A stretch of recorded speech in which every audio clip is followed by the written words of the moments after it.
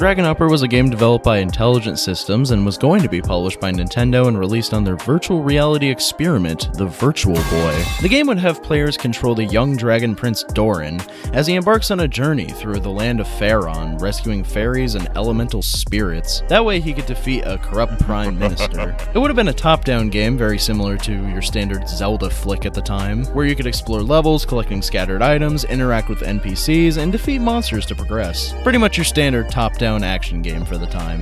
The game was first shown off alongside another Virtual Boy game known as Bound High at Nintendo Space World 1995, and was later featured in video game magazines like Nintendo Power in 1996. Around that same time, it was even playable at E3 1996, and had a scheduled release date of August 26, 1996 in both the US and Japan. So let's answer another question. When did the world go to absolute shit?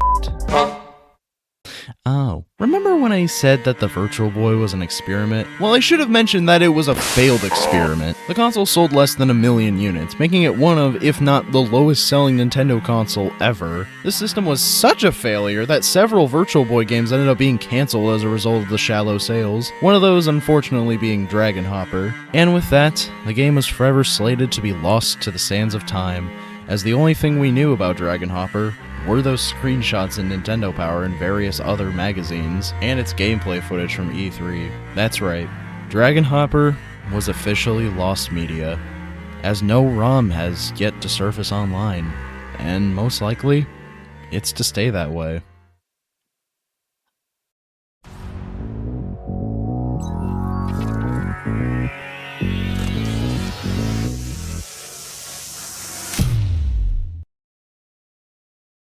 Well, to be fair, I did say most likely. Fairly recently, Nintendo decided to introduce the Virtual Boy to their lineup of Nintendo classics on the Nintendo Switch line of systems. This meant that Virtual Boy games could finally be preserved on modern hardware, and, gasp, unreleased video games including Dragon Hopper will be on the service? Yes, Nintendo decided to include a bunch of finished yet unreleased Virtual Boy games, and one of them was this game, which means this game can finally be played.